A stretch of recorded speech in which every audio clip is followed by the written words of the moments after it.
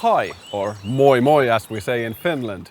Welcome to Porvoo, Finland. We're here by the seaside. I'm Jukka, your happiness coach, an entrepreneur from Finland. It's very nice to have you here. We're gonna be finding out ways to increase our happiness by staying active today. I'm gonna have a challenge for you today, so if you want to join with some relaxing clothes, to do some exercises that are not only gonna increase your mental happiness, but your happiness physically, keep your body happy. So I'm gonna show you 5 Finnish exercises that are gonna be very good for you, especially if you're working at home, spending a lot of time at home. These are things that anyone can do. So it's not gonna be too stressful, too tight, but it's gonna be something that anyone can do to just feel good. And after that, we're gonna have a small relaxation, small breathing session. And my friend Antti is gonna take us sailing here in the archipelago. So that's gonna be something interesting. That's something that the Finns love to do in the summer, especially people who live here like Antti. So, are you ready? Do you feel ready? Do you feel energized? Do you wanna get your body going on? I'm definitely ready, so let's move on to the bodyweight exercises, or happiness exercises as we say here. Okay, so let's start the exercise by gently bouncing. This is something I like to do when I wake up in the morning and I want to get my body going on. So just slightly bouncing on your heels, activating your body. It's very good for your lymphatic system as well, and it wakes you up in the morning. One of the 3 things actually that I want to do in the morning to get my body going and refreshed as I wake up. All right, so we have branded these 5 exercises as well. The first one has something to do with the phenomena we have here in Finland, especially during the winter in Lapland. It's called the Northern Lights. I'm sure you've heard of it. What you want to have when you look at the Northern Lights, it's open neck. So let's do a few exercises that are very good for you if you're working with your computer daily. So just lean on the right and lean on the left. Lean on the right again and lean on the left. And slowly bring your head forward and bring it back. Now you can stretch a bit with your arms as well. And you can also lean forward with your hands and bringing your body to the second round. Reach back and exhale down. Reach back and exhale down to activate your spine simultaneously as well. Nice. So that's the neck. Neck is warmed up for sure now. And the next one is the spine. So let's start by reaching up again and exhaling down. And if you feel like it, you can increase the motion as well. You can reach a bit further up and back and exhale down. And reach up. I'm sure you can make a bit wider circle. Exhale down. And one more.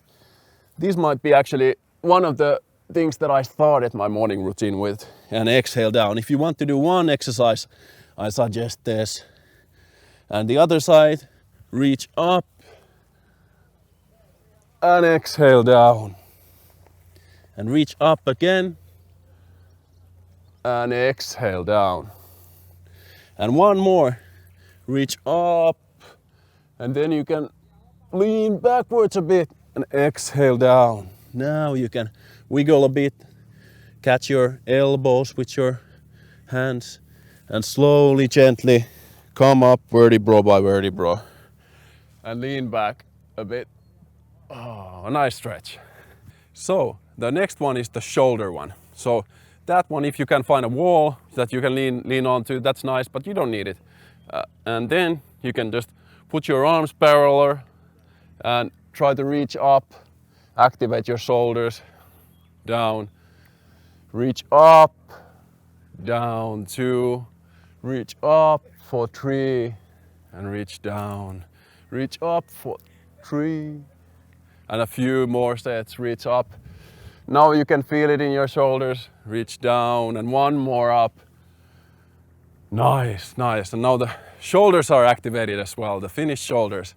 All right, and the next one is my favorite. It's actually wrists. So many of us who are working with computer or reading books have actually weak wrists or bad mobility for wrists. Something I like to do, this is surprising, it's actually something you can feel when you do it, is try to actually do this wood chopping wrist. So this is for chopping the woods, as we like to do here in Finland when we warm our saunas or our summer cottages, even in the summer. You have to have a strong forearm for that. So something you like to do is first put your hands straight. Try to get a 90-degree angle between your forearm and your wrist. And now try to get your fist formed up and squeeze a bit. Relax, squeeze, 10 of these. Relax, squeeze, open up again and squeeze again. Now you start to feel it in your forearms. 4, 5, 6, 7, 8, 9, and the last one, 10. Nice, and now just squeeze it up. How do you feel? Let's do a few more here on the downside as well. So you can put your arms 90-degree angle from the elbow, and same thing, try to squeeze your hands here.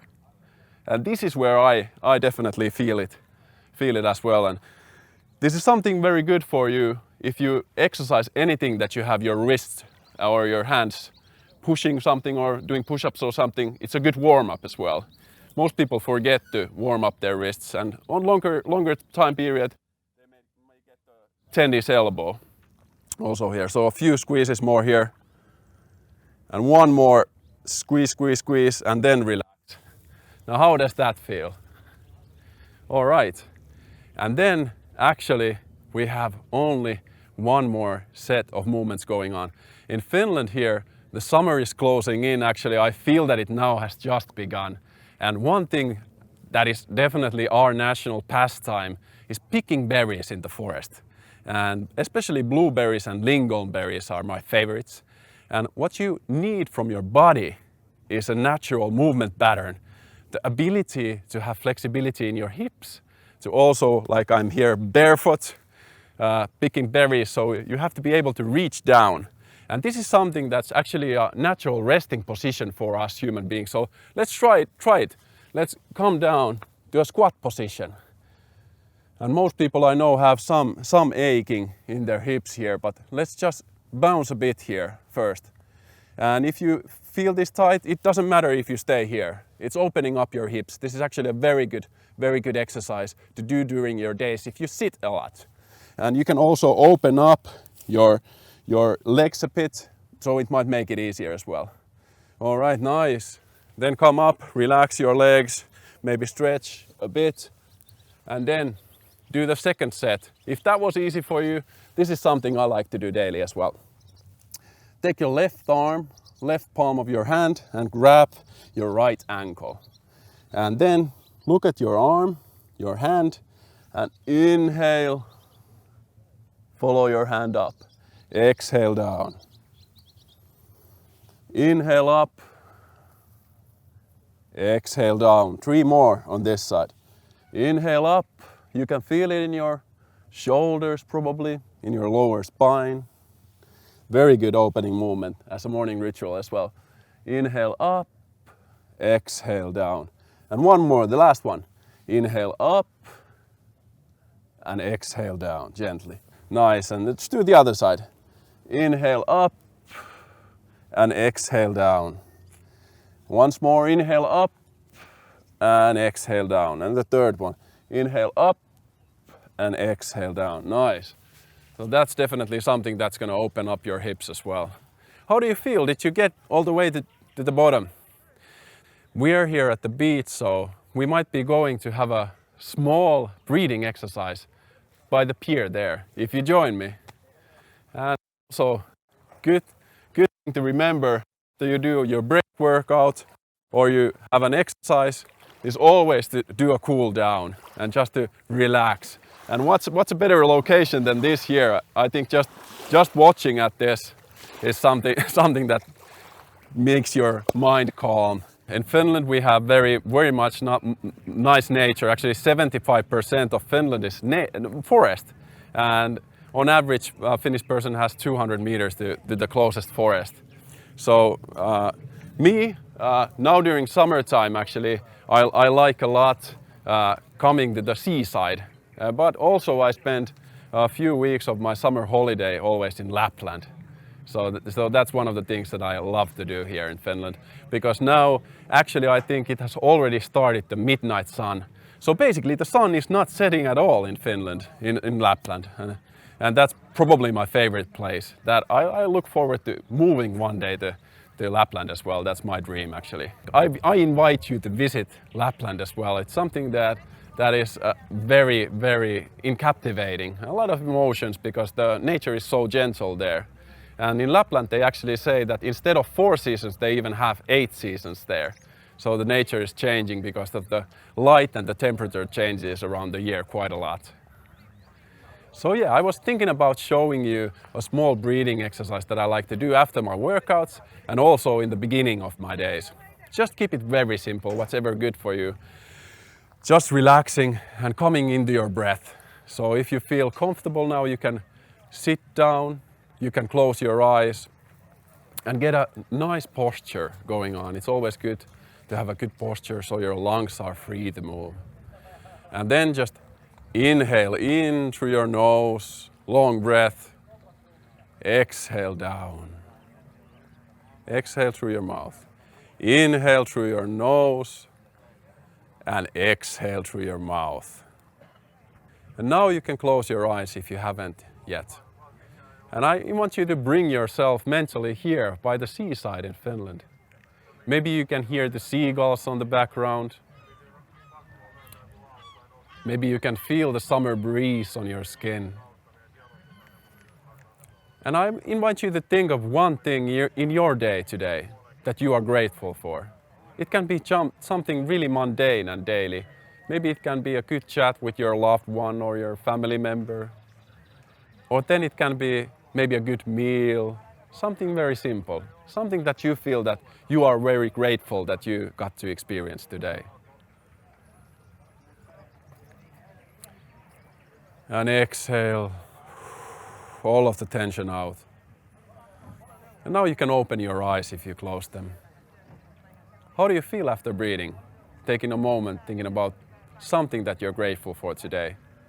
This is one of most important pillars of happiness for me in everyday life. Just recognizing that we can always find something positive in our days. And it's depending on us whether we choose to focus on the positive things or the negative things. But for me, at least when we talk about happiness and staying rooted, I think for me balancing out my life, nature has been the most important part. And I think it's one of the challenges with mental health today, that people are getting disconnected from the nature and the routines. We're part of the animal kingdom anyways when it comes to us human beings. And I think coming to nature is definitely part of keeping your calm and finding your own center. And as we're here, one of my favorite things in the summer is just being by the waterside.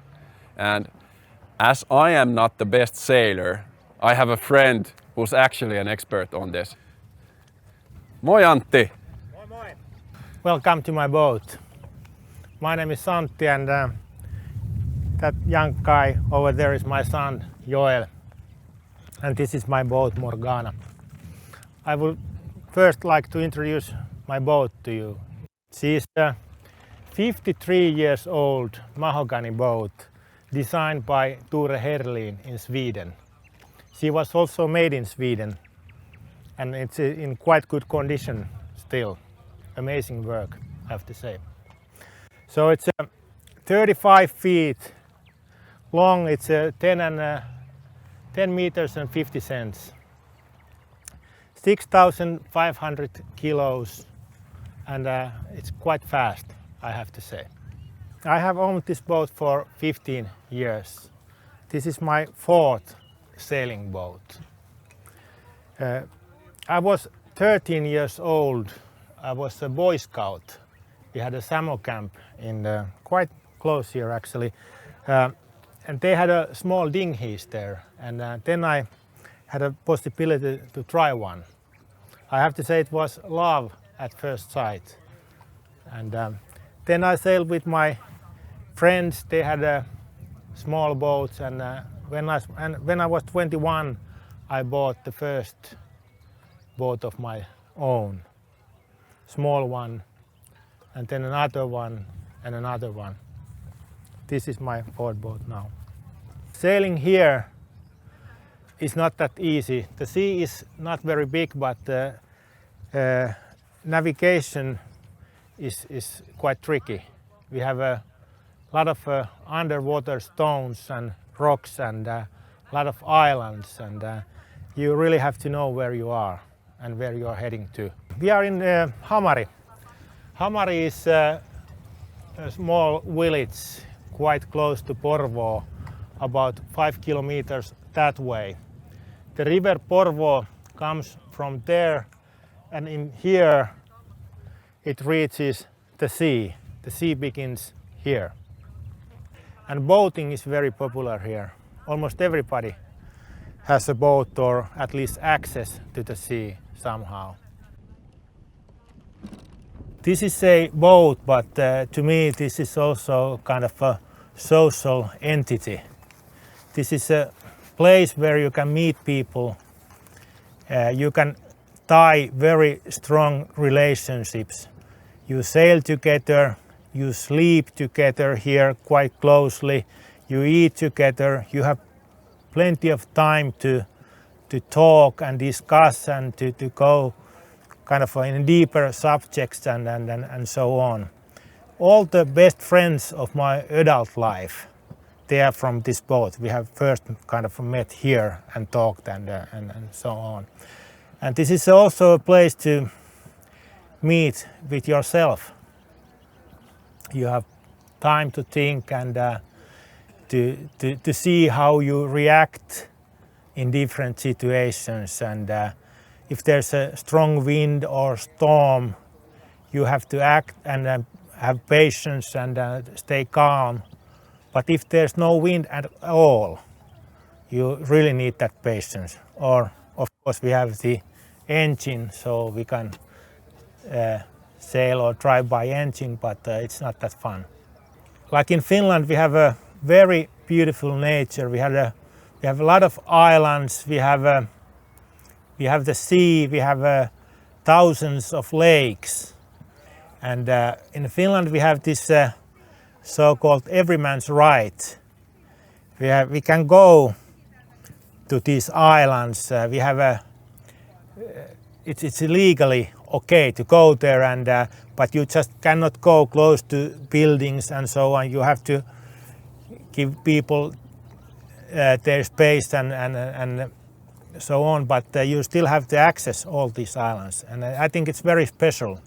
Like in many other countries, it wouldn't be possible. There are quite many possibilities nowadays to do this island hopping.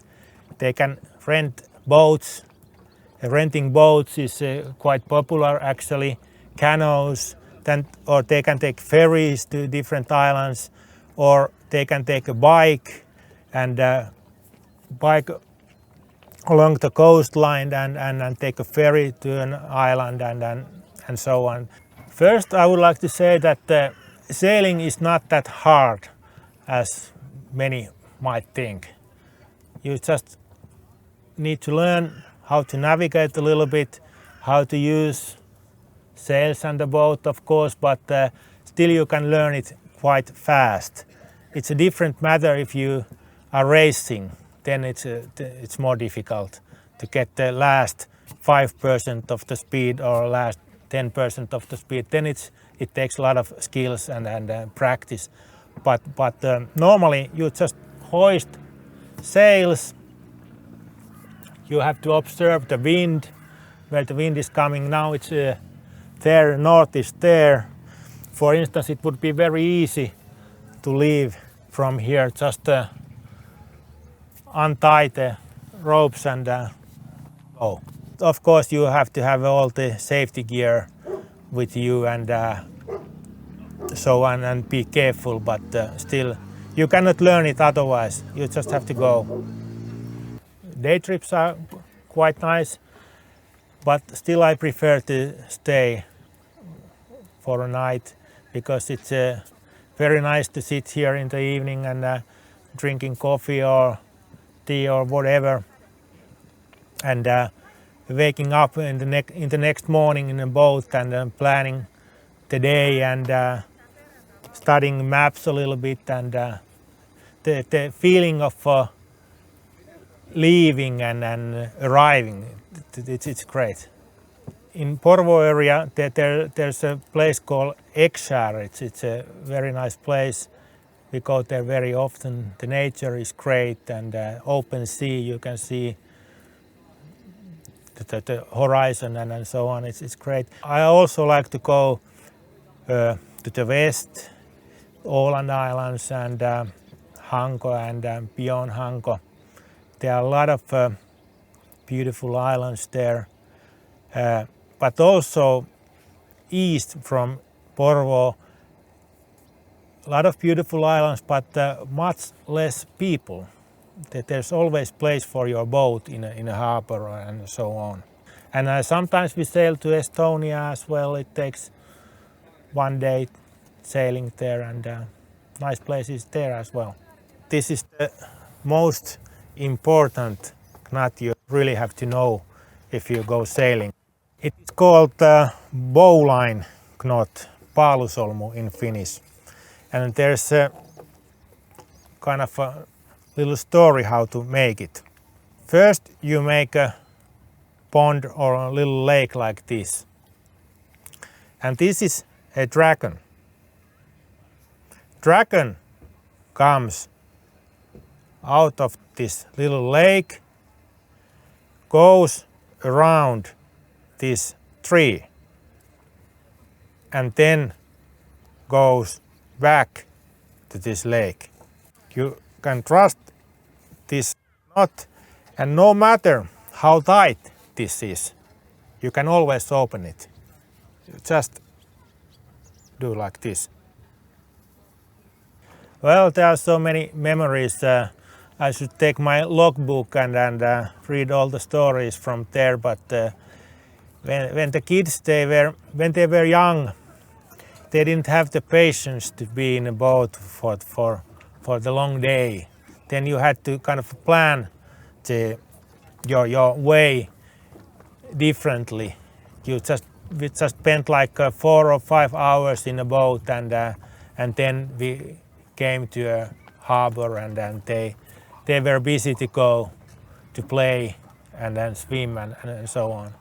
But nowadays, like last summer, he was the guy who steered the boat to Estonia and back, and I was just watching and checking. When you go to an island that you don't know or to an island that you know, it's normal that the people walk around the island and observe the nature, animals, and maybe go swimming and maybe fishing also. So it's quite active life there. We just don't sit here and talk. We move a lot and walk and hopping from stone to stone, and it's good for your balance as well. You all know the Mummy House. Tove Jansson, who was the author of the Mummies, she spent her summers here in Pellinki area. It's an island over there, like I would say 15 miles from here. The model of that Mummy House came from an old lighthouse. This lighthouse was called Glusholmen, and I can show you.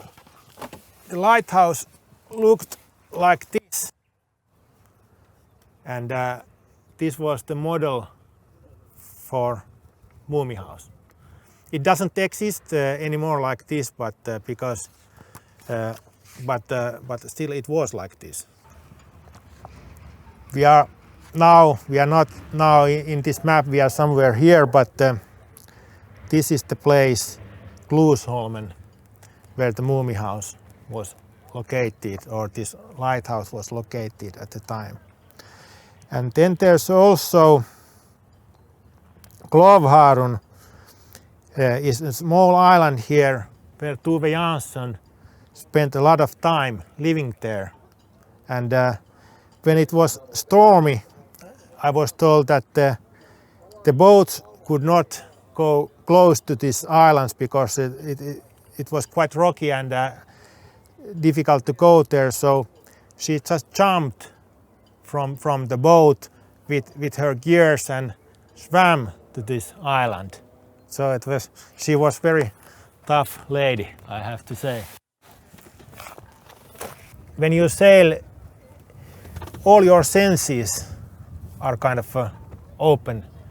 I can feel the air and temperature and how the boat goes. And I think when sailing, I can be the best version of myself with all my senses and a kind of a responsible mind and taking care of other people, my crew, and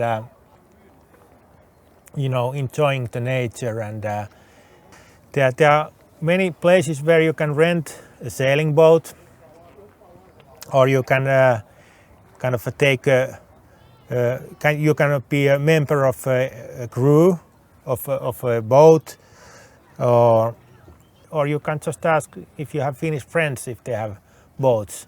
For instance, I would like to sail with people from abroad just to show them how great it is here in Finland. We made some sandwiches for ourselves. So there's we call this. What is this called? This is kind of an archipelago bread. I don't know it's quite direct translation, but How do you say it in Finnish? saaristolaisleipä. Quite hard to pronounce. Yeah, and then we have salmon and some eggs and onions. So, as the skipper of this boat, I have three values that are very important to me. It's my management system in this boat. The first is safety. I have to keep everybody safe. Nobody cannot get hurt or go to the water or anything like that. And also the boat must be in safe. The second is that we have to have a good time. The atmosphere in this boat has to be relaxed and open, and a lot of communications. And if people have special needs, we have to take into account those. And that because when people have good time, then they come back again. And when they come back again, then we will become a team. And if there's a good team, we can also sail well. And that was my third principle or values, that we always have to sail as well as we can. But when we are safe, when we have good time, we spend time together, and only then we can sail well and fast. So would you summarize that these are the keys to your happiness and happiness when sailing? Yeah, I would think so. You can take those things also to the shore if you want to, that you have to take care of other people, you have to treat them well, spend time with them, communicate, and it was great that I had this opportunity to tell you about this boat and sea, and you are very welcome.